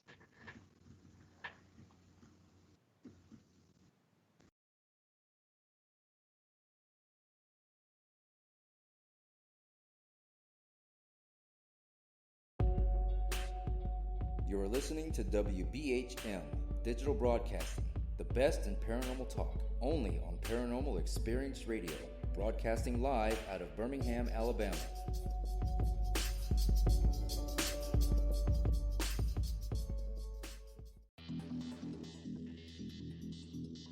Several U.S. presidents are on record talking about the UFO mystery. Yeah, Presidents Jimmy Carter, Ronald Reagan both had UFO sightings of their own, but the current presidential campaign might be the first in which UFO disclosure has been championed by a major party candidate. DIA, CIA, it moves around, is operating a program to train psychic spies to spy and use their powers against Russia. John Ronson writes about this in The Men Who Stare at Goats. The first known sighting of a ghost took place right after Abraham Lincoln was assassinated in the late 1860s during the administration of Ulysses Grant. Project Paperclip, Clinton releases it all in 1998. Possibly the unequal cooling of its surface. I say, do you still think it's a meteor, Professor? I don't know what to think. The metal casing is definitely extraterrestrial. It's a place where UFO hunters and scientists gather to examine paranormal activity in the region. Some of the documents, this is bringing Nazi scientists into the United States to work here. So we fought against the Nazis, and it's not, this again is not a revelation. As early as 1947, 1946, we knew some of this, right? On the paranormal, will we see U.S. President Barack Obama's foreign policy go intergalactic in a quest for gold stolen by aliens? We'll tell you at least how the White House responded to claims the chief executive has been teleporting to Mars. But let's get to today's Capitol account. UFOs, hauntings, psychic abilities, conspiracy, ESP, cryptozoology. There are many things that remain unexplained in the inexplicable world around us, and we're talking about them here, looking for answers on WBHM Digital Broadcasting, Birmingham, Alabama. The truth is out there. Thank you for listening to WBHM Digital Broadcasting out of Birmingham, Alabama. The time is 23 minutes after the hour. Welcome back to the Paranormal Pride. I'm your host, Denise Pridemore. My guest tonight is author Joni Mayhan, and we have been talking about all kinds of things and having a really good time. And one of the comments we got in the chat is from Tammy Beth, and she says it's a fun show tonight. So thank you, Joni, for making it that way. Wow, thanks. I've had fun too. I was just commenting to you on the break that you've been asking me some really great questions that I don't get asked a lot. So I feel like a couple of them you've made me have to really think about. But I've gotten to talk about some stuff that I don't normally talk about. So this has been a fun show for me too. Well, thank you. I'm glad because, like we said before the show, I've heard you be interviewed in the past, and here I am coming up on 6 years and I've never interviewed you. It just didn't seem right that I've known you for at least 5 years and still never talked to you. And like I said, I've told a bunch of people about your tours there in New Harmony. That in fact we drove by one. I even told my husband. We drove by and I said, Joni Mayhan does tours up there. I said, we ought to go sometime. But of course, usually when we go, we're in a hurry to get to the next place because of timing. But next time we won't be. I'll make sure that you know when we're coming. Yeah, there's some great bed and breakfasts here, and there's an inn and great restaurants, and we have 2 labyrinths too. We have a hedge labyrinth and a stone labyrinth, so there's cool stuff to do here. I say come in June. I always tell people come in June because that's when the peonies bloom. Somebody got peony happy probably about 30 years ago and planted peonies. There used to be a peony farm here. And they are all over town. And when they bloom, it is just glorious because they're everywhere. And then that's also when the fireflies breed down by the river. So it's like going into an enchanted forest that's lit up like Christmas trees. So June is the month to come to New Harmony. Well, I know when I was going to see my mom all the time, we would go through usually in like July or August, we would go through. That's how the fireworks happened. It was it was coming up on the 4th of July, and somebody threw the fireworks over the bridge there at the Wabash River, and I'm like, why would you do that? I mean, there's hardly any cars at 1:30, 2 o'clock in the morning, and suddenly here's fireworks. And I was being a bad girl at that time. I had a baby. I was nursing. I was actually nursing the baby and driving. So, because there was nowhere to stop, I'd already missed that. There wasn't the rest area is not until you get to, oh shoot, what is it? 25 miles in. Yeah. Now that takes multitasking to a whole new level. Oh, well, it was a very nice, I had a Nissan Maxima, so it was very relaxing type car. But I had to get there, is because I would leave at weird times because I had kids in the car and stuff. And the kids, by the time we'd get to that rest area, they were ready to play because that's one of the few rest areas that actually has a playground. Is that one? So, and this is sad. I know, and I know where there's rest areas with playgrounds. Along the highway. Yeah. But one of the things that we do, as me and my husband, is we go to distilleries. And I know you guys have a bunch of distilleries in Indiana. Have you ever investigated one of those? I have not. Oh, well, you ought to when you go down to Louisville, go south down there. There's a bunch of them. Huh. No, I definitely, there's definitely a lot of locations that I want to check out. I just got so focused on New Harmony and I wanted to learn everything I could about this town that I really didn't expand too far. But now I've gotten to the point where I would like to get out and explore some stuff. But now, we're dealing with a pandemic. So, we're kind of hunkered down. But yeah, I'm hoping to get out and explore some stuff this summer. Well, it's funny. You did the same thing I did. We used to go to Alton, Illinois all the time. Yep. I've been to McPike. Well, I'm one of the tour guides at McPike. Oh, really? Oh, yeah. Wow. So we go out there for the very first time, and I'm hooked, not on McPike, but on the town. And so I end up researching everything I possibly can about the town, know everything there is to know about Alton, Illinois. Friends with Sharon Ludke. We're volunteers for whatever she needs. We'll go out there. It's 350 miles. So we'll go out there and we'll do whatever it is that she needs us to do. And, things like that. I got to be an expert on that town. And one day I looked at my husband, I said, I got to be an expert on a town that's closer to us. Oh my gosh, McPike Mansion. I've been there probably 3 times. Investigated the wine cellar quite a few times. But I follow Eric LaValle on Facebook with the restorations that he's doing. You should see it in person. It looks great. You can actually, when you go, when we have the campouts now, she'll have the front doors open, and she let some people this last time walk in onto there's a half moon rug. Yeah. She let them walk in and see that, and it's amazing. We're one of the few people that have actually been through the whole place. All the way upstairs, all the way downstairs. Spiders as big as your head. That kind of crap. So this was kind of neat that people actually got to see the entranceway cleared out. Wow.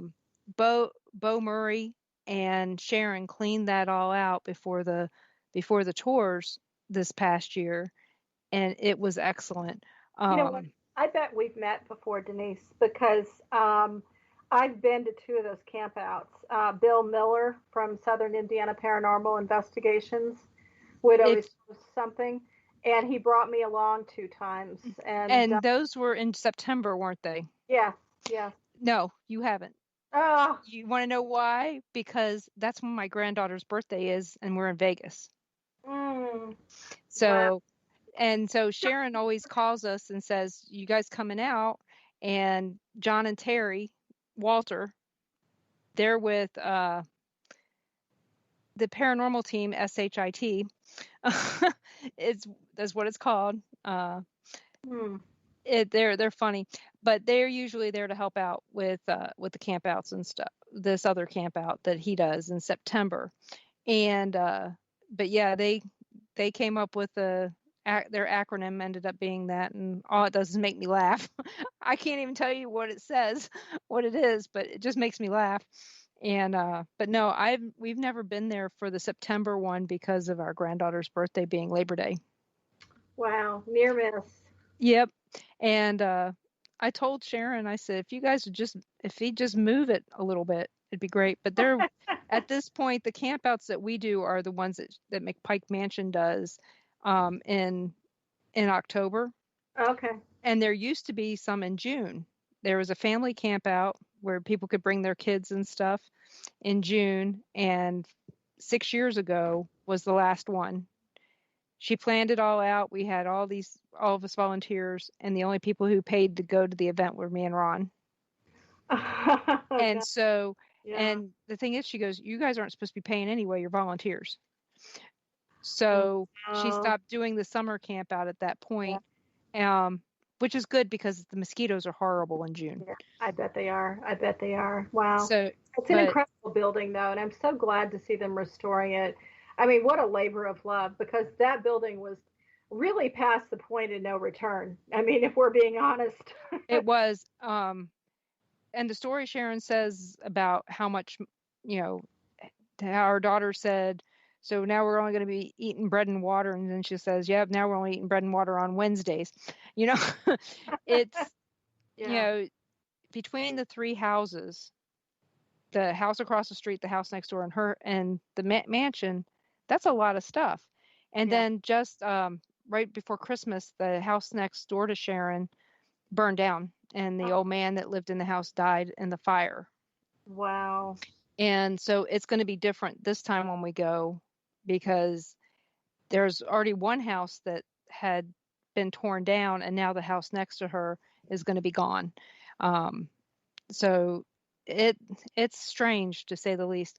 But back to the story, so I got to know a town closer by. I ended up being a tour guide in Atchison, Kansas. Okay.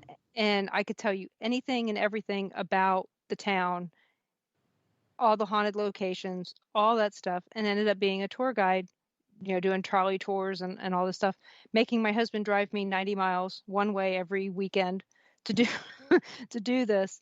Wow. But again, eventually you get tired. You still know all this stuff, but then you find something else to entertain yourself. So I'm now focused on another town, closer even to where we live. Wow. And I don't know. I don't know. I'm thinking maybe I should start focusing on a place that I want to live as opposed to where I live. Yeah, it's been nice for me being in New Harmony. I spent 30 years in Massachusetts, and there are a lot of paranormal investigators in New England. And, we were running into each other at locations. Like, there were only a handful of locations we could rent to have public events. And, it was just getting harder and harder to keep doing what I was doing. And so when I ended up moving here to Southern Indiana, to New Harmony, I was an anomaly.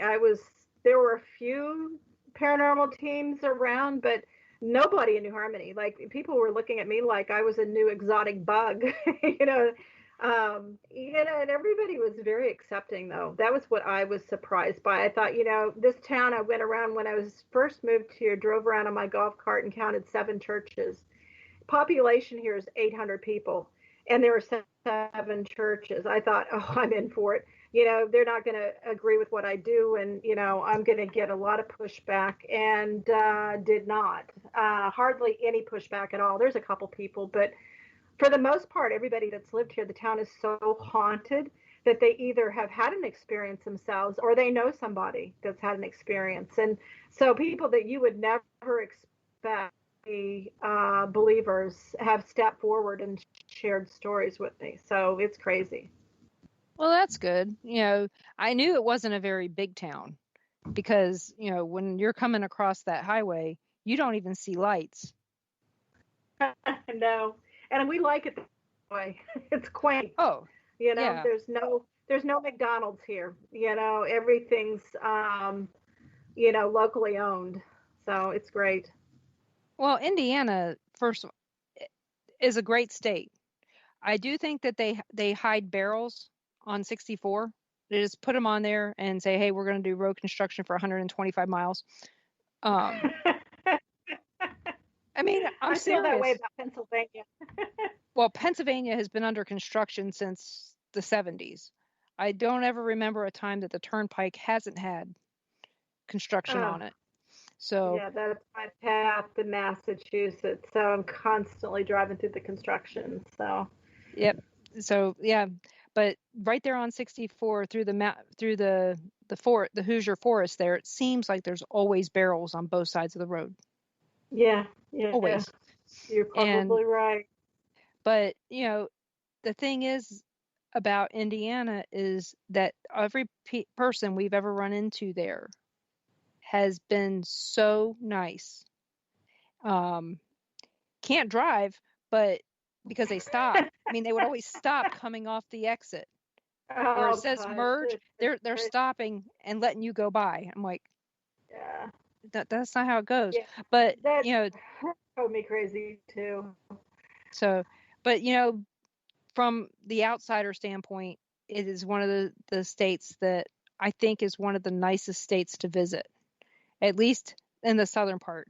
I've only been through Indianapolis once when we were going to Gettysburg. We went up through there and we stopped by Revenant Acres, which is another place that's no longer available for paranormal investigations. Mm. The owner died, and they decided that the family decided they didn't want to rent it out anymore to the paranormal team that was doing the tours. Huh. So, wow. It's and you're right about people being friendly here, because after 30 years in Massachusetts, people are generally not that friendly in Massachusetts. Kind of standoffish New Englanders. It takes you a while to get to know people and make friends. And, I was born and raised in Southern Indiana, so I went there as a friendly person, a friendly Midwesterner, and they trained that out of me pretty quick. I'm not saying I wasn't still friendly, but I learned how to be reserved just like everybody else. And when I first moved here, it was like, everybody was waving. Like, I'd drive around in my golf cart and everybody waved. Everybody was like, and I'm like, I'm looking at them like, what the hell are you looking at? Yeah. it took me a while to remember my roots and get back into that friendliness. And now I'm just, as friendly as anybody else. Well, that East Coast personality that we sometimes get when I grew up on the East Coast, so, and I was always overly friendly, which was kind of scary to my mom. But, a lot of people on the East Coast, I'm not going to say all, because it's not all. A lot of them are very, what do I want to say? Not introverted and extroverted when they have to be rude.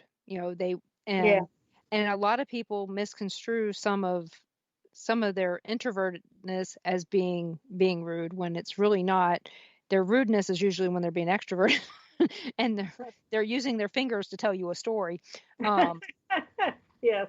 But that's what we're all used to. There's that stereotypical East Coast, more northeastern person. Yeah. Because I know that a lot of the people that we knew when I was living in New Jersey, they worked in New York City. They were gruff and not very nice when they were at home, and you go, well, I wasn't your problem. So, but like I said, me being here, I've been here over 37 years out here in the Midwest. You can't tell where I'm from anymore. People just assume I've got this Midwest voice now that makes everybody think I'm from here.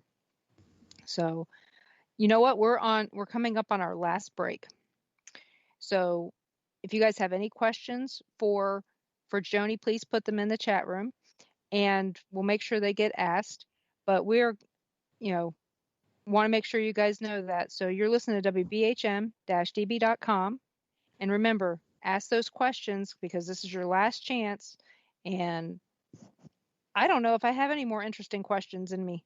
So you guys might want to ask a few. So we'll be back in a few minutes.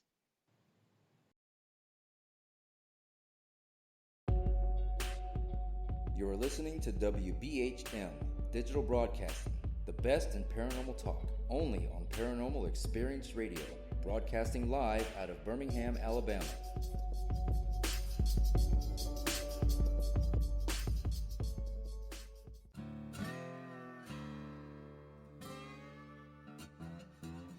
Oh, come on. I'm Southern, but...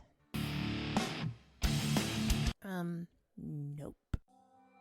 That'll do. Hello. I am Kat Hobson, host of Paranormal Experience here on WBHM Digital Broadcasting out of Birmingham, Alabama. I enjoy having guests from all areas of the paranormal, from ghosts to ufology to cryptids and beyond. You'll find some of the best researchers in their fields bringing you some great information. Join me on Wednesday nights from 8 to 10 p. Eastern here on WBHM Digital Broadcasting.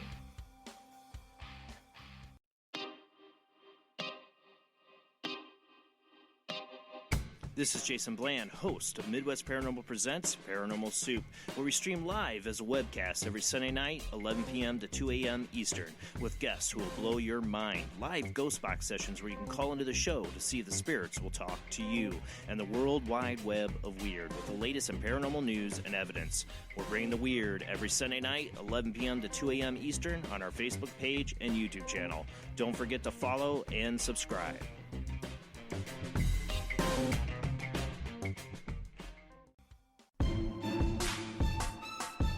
You are listening to WBHM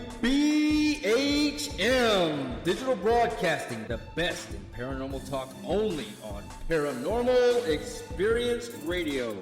Broadcasting live out of Birmingham, Alabama. Thank you for listening to WBHM Digital Broadcasting out of Birmingham, Alabama. The time is 45 minutes after the hour. Welcome back to the Paranormal Pride, and my guest tonight is Joni Mayhan, and we're going to start off with these final questions in the chat. And Gary asks, have you ever been around or used an SLS Connect camera?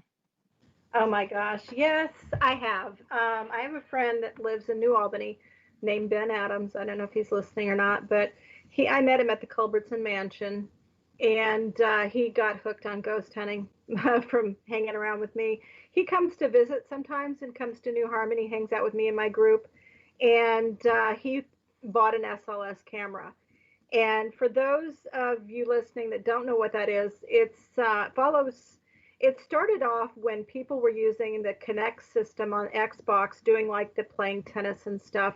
That programming sends out little dots and maps you so that it can put you up on the screen. Well, what they were learning was that it was pulling up people that weren't there. So they learned that it can actually be used as a ghost hunting tool to identify locations where there are ghosts. And on the screen, you'll see a stick figure of a person.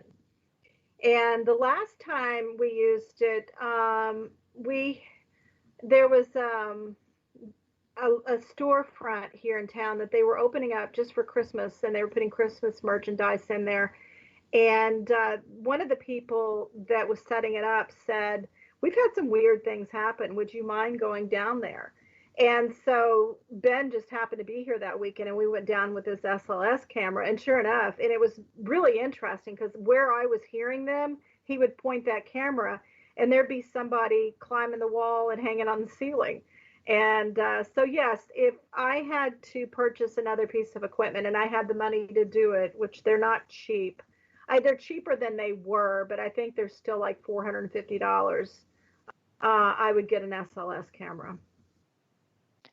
And the next question we have is from Sherry, and she asks, have you ever had an experience that you just couldn't explain, or has anything ever followed you home? Oh, well, one of my books is called Ghost Magnet, and it is because I am a ghost magnet. Things follow me home a lot. In fact, I really resist doing home investigations because typically I go in, the ghost likes me better and follows me home. So then I have to contend with it.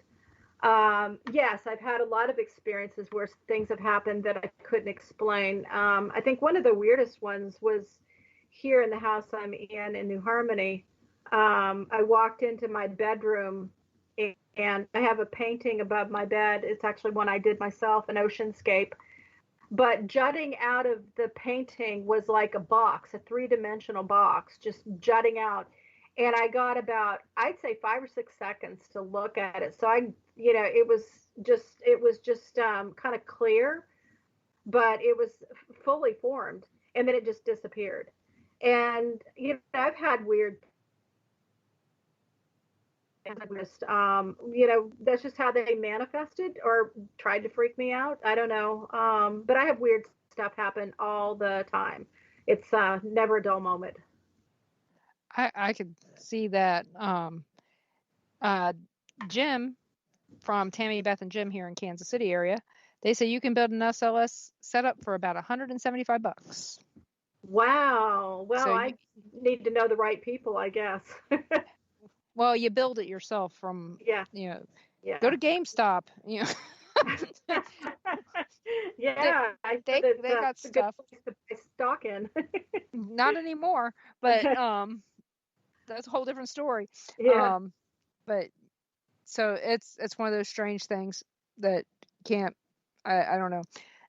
I'm going to ask you a question. There's some talk going on in the chat, and so this may not relate to you, but I wanted to ask: have you ever done any examination of your dreams? Oh yeah, constantly, and that's part of in my book, Signs of Spirits. I think that we have dream visitations a lot from loved ones. That's one aspect of dreams, and those always feel real. They feel more like a memory than a dream. As far as dream interpretations, I've had some that I've immediately woken up and gone, okay, what does it mean when you have a baby in your dream, and that means new beginnings. And I've definitely done a lot of dream interpretation. I'm also a big I talked about that I'm big on synchronicities and signs. When I was trying to make the decision whether I was moving to Massachusetts or not, I was driving on this road and I was thinking about it, and all of a sudden a bald eagle came swooping down. he swooped right in front of my car with his wings spread and then landed on a branch that I drove under. And in all my times in Massachusetts, that was the first time I'd ever seen a bald eagle. And when I got to where I was going, I looked it up, and it meant that you will soon problems. And so that was kind of one of the deciding factors. I'm like, yep, I need to move to Indiana. This is another sign. So not necessarily a dream, but kind of plays into that whole thing. I feel we get signs and symbols and messages from our spirit guides and our loved ones constantly. Easy place for them to come through to us. So yeah, it is. Do you? Okay, different people have different thoughts on this. When you dream of your family spirits, are they in color? Are they black and white? Do they speak? Not speak? I really have only had one dream that I can tell you that is definitely a visitation dream, and it happened to me when I was 6 years old. And I still remember it clear as day. My grandmother died, and I was very close to her. And in my dream, my mother and I went to her house to clean out her closet, to donate her clothes to the Salvation Army. Well, being 6 years old, I had never encountered a death before. So it's unusual that I knew that in the dream that we would do that. And we did later do that. But in the dream, I'd never experienced that. But when we walked into the house, my grandmother was sitting on the couch, and my mother did not see her, and she walked right by her. And I ran up to my grandma and I said, Nanny, I thought you were dead. And she said, I did die, but I couldn't leave without saying goodbye to you. And she gave me a big hug and a big kiss. And I woke up from the dream, and I swear to God, I can tell that story a million times, and I get goosebumps head to toe every time I tell it, because I know that was true. That's strange. When have you ever? Okay, so when you see spirits, have you ever seen any of your family spirits? I have not. Okay. And I just had a sister that passed away at the end of December of last year. So for her, I know she's around, and I know she crossed over. She was a big fan of butterflies. That was her thing. And in the middle of February, you're not going to see too many butterflies, but it's funny how I do see butterflies. Like the other day, I was, cleaning out a drawer, and I came upon a little butterfly button that I didn't even know existed, that I'd never seen in my house before.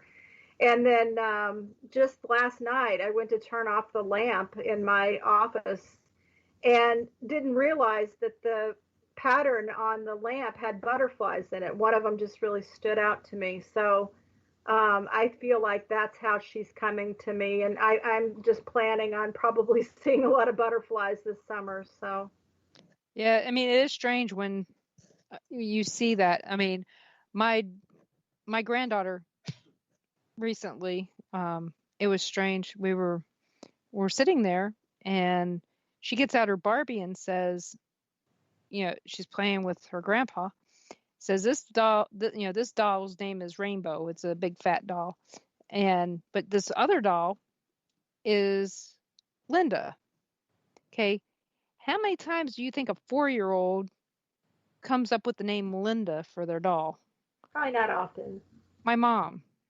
Mm. Ron's mom asked us when we were there if Harold had shown up there, if Piper had seen Harold. And I said, no, but her doll's name is Linda. And his mom started crying, knowing that my mom has probably been around talking to Piper, because that's not a normal name for a 4-year-old to pick up on. Yeah. And it was Dr. Linda. So apparently maybe my mom's been there when she's gotten hurt or something to help her. But my daughter over that lives by us, she says every once in a while she smells stale cigarettes. And she goes, and it smells like the kind that your mom smoked. And so apparently my mom shows up over there as well. Yeah, I believe that they do bounce around. They go different places where they're needed. And I'm sure my sister pops in here from time to time. I was aware of her right after she died, and she didn't cross over right away, so I had to get her help to get her crossed over. It was a very sudden death, and she was young. She was only 41 years old. So, yeah, I fully expect to have more encounters with her as time goes by. I think they know when we're not ready, and they don't necessarily come to us too much because it's still raw. I mean, it's only been 2 months now, and they know that we need that time to heal. Yeah, I agree. I know that my mom, she actually said something to me before she passed. I'd talked to her the night before she passed, and because I just had a grandbaby, so grandbaby was just born, and I called her, and I was telling her all about the birth and all that stuff, and she said something along the lines of, "I can't wait to see him," knowing that my mom was pretty much homebound. She couldn't go anywhere. And she had told my sister that night when my sister came to tell her goodnight, she said, "I'm going to be going to travel." She goes, "I'm going to go see Piper, and I'm going to go see Leah's baby. I'm going to go all these places that I haven't been able to go." And my sister just kind of blew it off. And all I could do when my sister called me the next morning, besides cry, was say, "I guarantee that she's visiting her new great-grandchildren right now." Right. And so that's good that that's what was going on. Oh, I'm getting some bad news from my kid now. Mom, go help her. But I am so sorry to hear about your sister. So thank you. So, and now that we're at the end of the show, where can people find Joni Mayhan? Well, you can find me on my website, which you talked about before, jonimayhan.com, or hauntednewharmony.com will bring you to the same website. They can find all my books on amazon.com. Just type in my name and you'll find them. And they're all reasonably priced. So if you're looking for something, most of my books are $4.99, $5.99. My fiction, I think most of those books are $2.99. So, take a chance and see what you think. And they can find me on Facebook. I have an author page, and I have a regular Facebook page, and I have a YouTube channel if you want to watch my Critter Cafe videos, Joni Mayhan on YouTube. So I'm just about everywhere. Well, everybody go out there and check out her website. I found it to be very informative, and every one of her books is on there, so it's real nice to be able to check out the ones that you think you might like. I think there's about at least 5 that I'd like to get right now. So you guys go check that out. Next week, my guest is supposed to be Jeremy Leonard from Ghosts of Morgan City.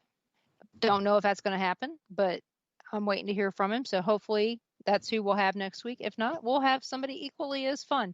So I hope everybody is staying warm, not being out on the icy roads, wherever you're at, and keep everybody that's important to you in your prayers right now. I think we all could use those prayers.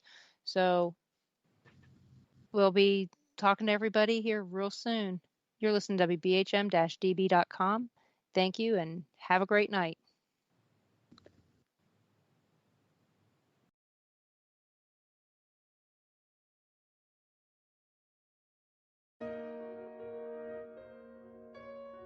You are listening to WBHM Digital Broadcasting, the best in paranormal talk radio.